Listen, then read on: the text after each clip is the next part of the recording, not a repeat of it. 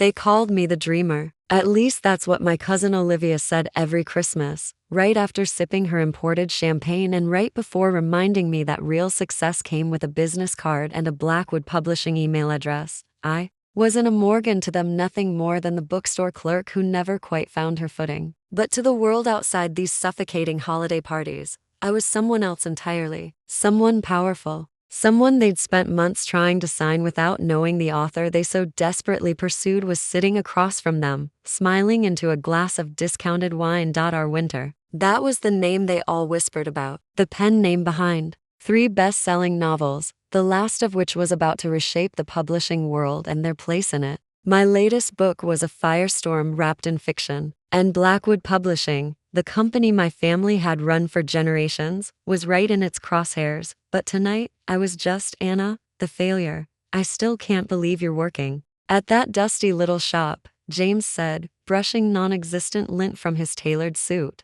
I heard they might shut it down next year. He didn't know it, but that dusty little shop had already made literary history. It was about to do it again. The store's fine, I said flatly, swirling the wine in my glass. Business is steady, steady, James repeated like it was a dirty word. You know, Olivia just landed the rights to the new Greg Hanford thriller. That's real business. Olivia beamed like a student receiving a gold star. We're already negotiating film rights. Their self-satisfaction was exhausting. They had no idea I'd turned down more than 7 offers from Olivia's own agency in the past month alone, and one from James personally, though he didn't know it was me.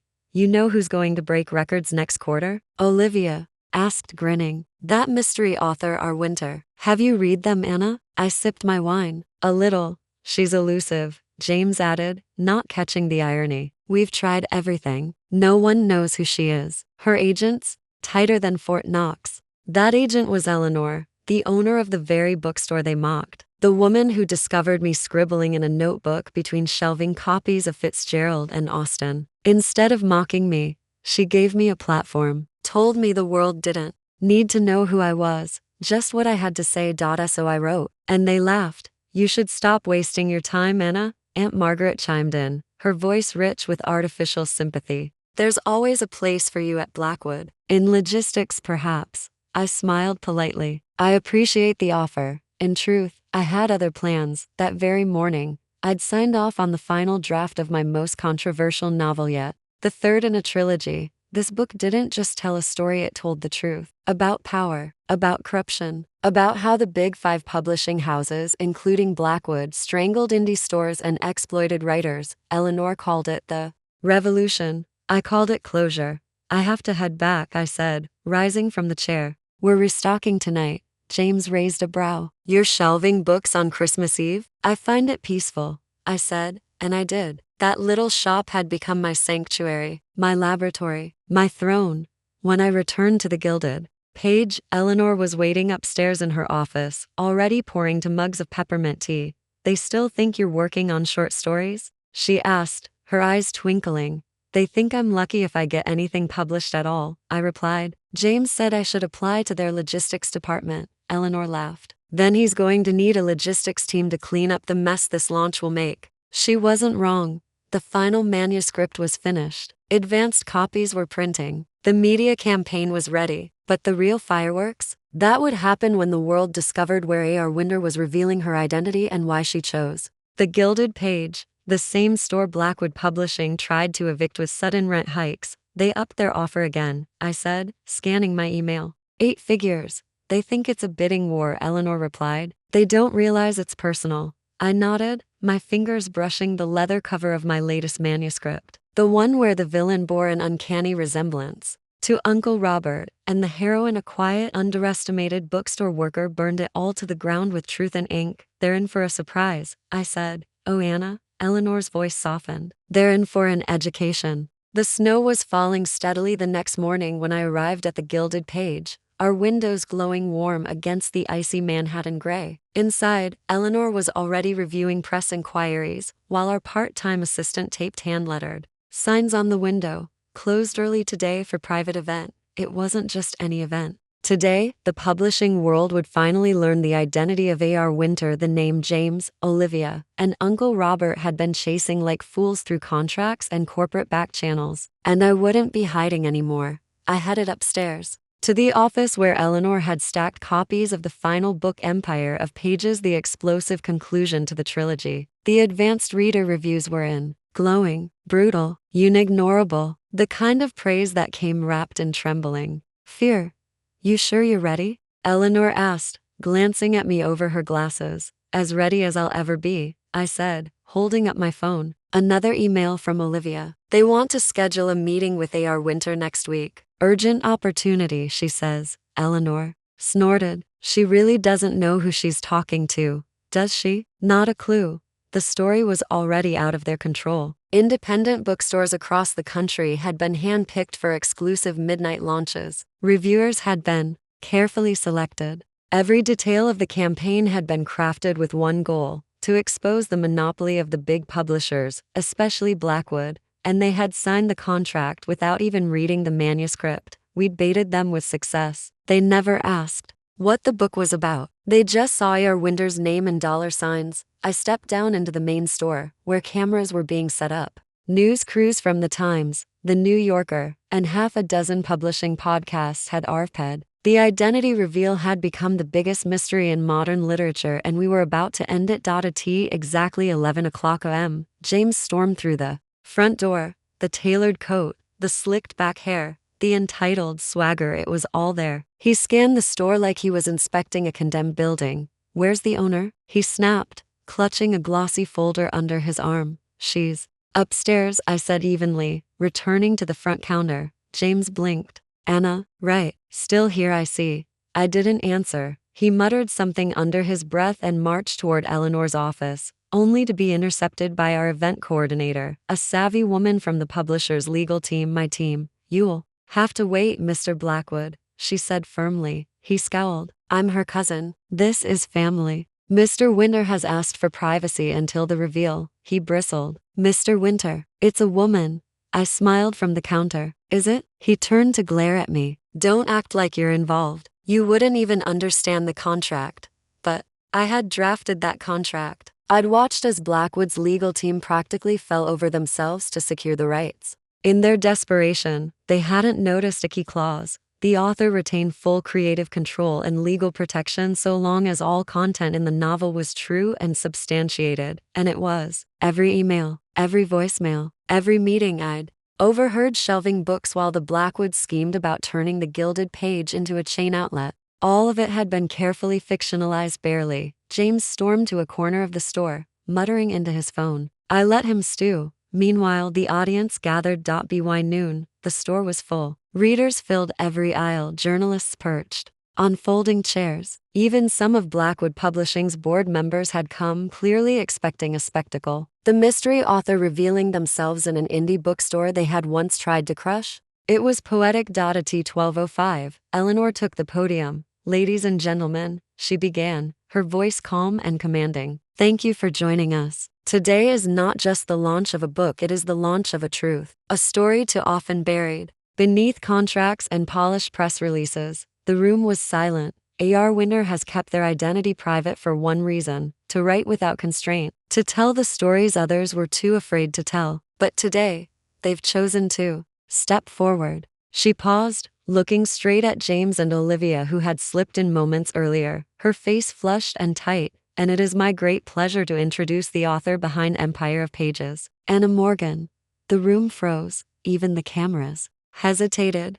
I stepped forward from behind the counter, slowly, deliberately. The murmur turned to gasps, then silence. Olivia's jaw dropped. James stared like I'd just sprouted wings. I took the stage and looked out at the crowd. My name is Anna Morgan. Some of you know me as the quiet girl at the family table. Others know me as the clerk who shelves your books. But most of you know me as A.R. Winter. I let the words settle. For the past 3 years, I've been writing under that name to tell stories that needed to be told. And now, with the final book, I've told one more. A story about greed, about manipulation, about the quiet war against independent bookstores. My eyes locked on James. Some of the villains in this book may look familiar. Gasps echoed through the shop. A journalist in the second row dropped his notepad. One of the board members from Blackwood Publishing was already texting, probably alerting the damage control team. But the look on James's face was the most satisfying. He was pale, frozen, like he'd seen a ghost, and in a way he had.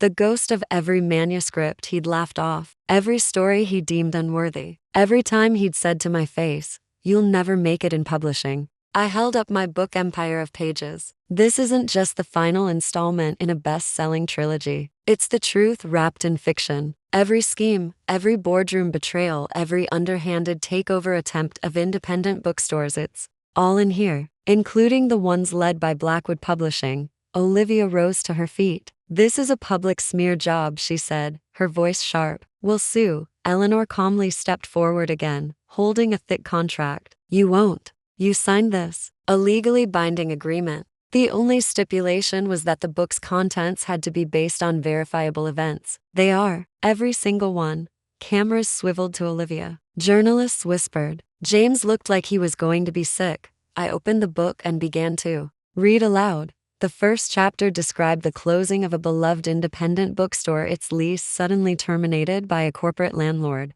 The fictional CEO? A smug publishing executive named Jaden Blackthorne. The resemblance was undeniable. I paused only briefly, enough to let the implications sink in. "For those curious," I said, looking out over the crowd, "every document referenced in this book has been stored, scanned, and time-stamped. We'll be releasing those files online immediately after the launch. Readers deserve transparency." James lunged toward the podium, but two staffers calmly blocked him. "This is fraud. You tricked us." "No," I replied. "I gave you every opportunity. You just didn't bother to ask questions. You assumed that because I worked behind a register, I couldn't possibly be a threat. That was your mistake."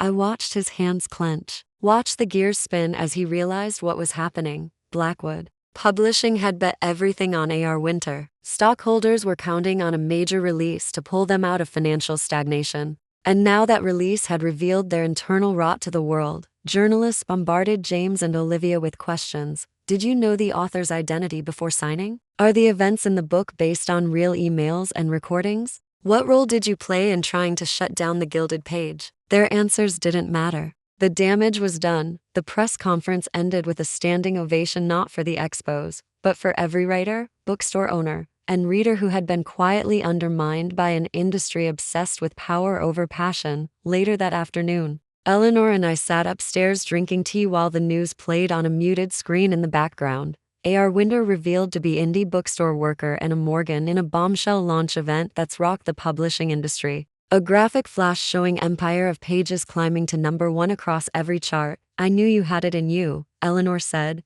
handing me a fresh cup. "I just didn't think it would feel like this," I admitted. "Empty?" "No," I smiled. "Complete. Like I've finished the story I was meant to tell." Downstairs, customers poured in. People who hadn't visited an indie bookstore in years were now lining up to buy signed copies. And on the shelf near the front, I'd made sure to place a small placard, "Featured author," and a Morgan A.K.A. A.R. Winter staff pick Eleanor's choice. We didn't need flashing lights or glass buildings to feel successful. We had readers. We had truth. We had legacy. And somewhere across town, I imagined James in his office watching everything crumble. Olivia deleting social media posts. Uncle Robert making calls to a crisis PR firm. The irony? They'd built their empire on words. And I'd used words to bring it all down. The fallout came faster than anyone expected. By the next morning, headlines splashed across every major news site. Publishing powerhouse implodes after secret author reveal. A.R. Winter unmasks corruption in publishing from inside the industry. Blackwood executives in crisis after bombshell launch. Blackwood stock plummeted 28% before noon. I woke to over 300 emails, most from journalists, book clubs, and literary critics. A few were from small indie bookstores around the country thanking me, but buried among them were 3 messages that stopped me cold. One from James, one from Olivia, and one from my uncle, Robert Blackwood. James's message was short venom, thinly veiled behind forced civility. "Congratulations. You've embarrassed yourself and the entire family. I hope the attention was worth it. Don't expect this to end well for you." Olivia's was less aggressive, but more cutting in its coldness. You had your little moment. Just remember, publishing is a small world. People don't forget stunts like this. Good luck getting your next book printed anywhere that matters. And Roberts, Anna, we need to talk. This doesn't have to be the end of your career or ours. Let's find a solution before the damage becomes permanent. I closed all 3 emails without replying. Let them squirm. Eleanor walked in with 2 cups of tea and a knowing glance. They reached out? I nodded. You're under no obligation to make peace, she said gently. You didn't destroy anything. You just told the truth. They destroyed themselves. She was right. That afternoon, I returned to the Gilded Page for a community reading. The store was packed: locals, tourists, high school English teachers, even a few authors I'd long admired. People had driven hours just to step into the place where Empire of Pages had been born. The event had barely started when a familiar figure entered quietly through the side door. James. Gone was the smug publishing mogul in a tailored suit. He looked tired, his eyes shadowed, his blazer rumpled. He stood in the back, away from the cameras. I didn't acknowledge him. Not yet. Instead, I read a passage from the book, one that described the slow death of a bookstore at the hands of an arrogant executive who believed numbers mattered more than stories. When I finished, the room erupted in applause. Someone shouted,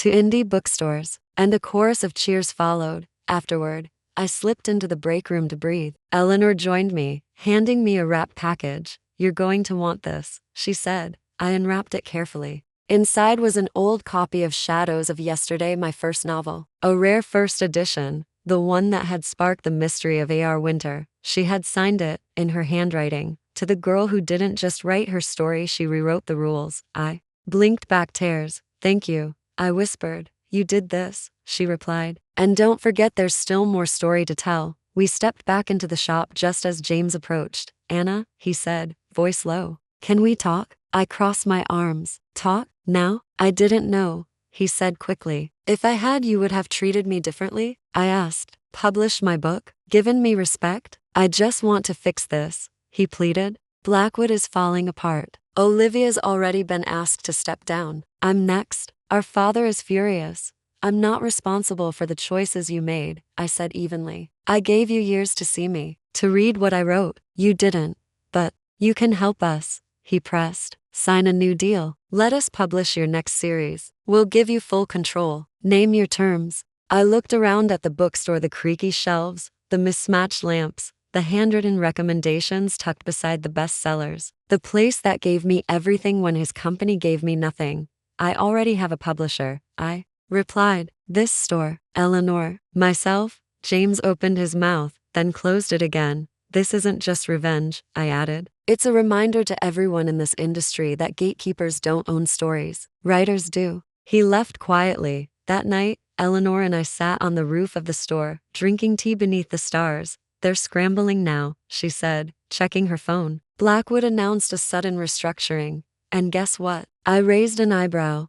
They've started a fund to support independent bookstores. Public relations cleanup, of course. But still, that's something, I murmured. It's more than that. It's proof your story made a difference. I leaned back and looked at the city lights beyond. Somewhere, readers were flipping through Empire of Pages, their minds shifting as they realized what went on behind closed doors in publishing towers. And for the first time in a long time, I didn't feel like a shadow author. I felt seen. 6 months had passed since the day I revealed myself as A.R. Winter. The publishing world was still reeling. Blackwood Publishing had been forced to restructure completely. James resigned before the board could vote him out. Olivia launched a boutique literary consulting firm, though few reputable names in publishing wanted to associate with her anymore. Uncle Robert had gone silent. No threats, no lawsuits, just silence. I imagined he was still trying to salvage the company's shattered reputation. Meanwhile, Empire of Pages became the highest-selling novel of the year. Book clubs across the country dissected its dual layers: fictional drama and real-world truth. It was taught in universities, quoted in editorials, translated into 34 languages. And the best part? Independent bookstores everywhere saw a resurgence. Customers who hadn't visited their local shops in years suddenly returned, hungry to support the kinds of places that had once been left behind. The Dusty Spine led the charge, and I made sure it stayed that way. I bought the building using a portion of my royalties, guaranteeing its future as a haven for readers and writers alike. We expanded into the upstairs floor, adding a cozy writing lounge and event space. Local authors came weekly to share their work. Teenagers came to read. Elders came to remember. Eleanor still worked the register some days, sipping tea and recommending her favorite novels. Other times, she met with young writers, mentoring them just like she'd once done for me. She refused to be called a manager now. "I'm just the caretaker," she'd say with a wink. "This store belongs to the stories." And me, I was no longer hiding behind initials. The name in a Morgan now stood proudly beside A.R. Winter on the new editions of my books. My author page featured my face, not a silhouette. Readers sent letters not to a P.O. box, but directly to the dusty spine. Children wrote to say they wanted to be writers. Women thanked me for showing them they didn't need validation from powerful men to succeed. I was working on a new series now, this time not as an expose, but a love letter to the power of truth, resilience, and books. One afternoon, while signing copies of Empire of Pages, a little girl with bright eyes and a notebook hugged her copy to her chest and approached me nervously. "You're really her," she whispered. "I am," I said, smiling. She looked at Eleanor, then at the store around her. "I want to write books one day too, but my brother says I'm not smart enough." I leaned down and signed her book with a special message. "To Ava, never let someone else write your story. You are the author. Always." She beamed. "Thank you." As she skipped away, Eleanor joined me at the table. "Remind you of anyone?" "Maybe. Just a little," I said, laughing. That evening, we closed the store early. Eleanor made tea. I sat at the upstairs window watching the last customers trickle out. The city buzzed beyond us, but in here it was quiet, peaceful, sacred. "Do you miss it?" she asked. "The anonymity?" "No, the revenge." I thought about it. "No," I said finally, because this was never about revenge. Not really. It was about being heard, about changing the system so no other writer would be silenced by people like James or Olivia. And we did that. She nodded. We did. Before I left that night, I walked by the framed plaque we had hung behind the counter. A gift from a group of independent booksellers after the launch. It read, "To Anna Morgan, who reminded the world that stories still matter, and that sometimes the greatest power comes not from the boardroom, but from behind the register of a dusty bookstore." I touched the frame gently. Sometimes the best revenge isn't proving them wrong. It's proving yourself right so powerfully, so unmistakably, that no one can ever deny your worth again. I turned out the lights and locked the door behind me, a notebook tucked under my arm, because I had another story to write, and this time, I'd sign it with pride.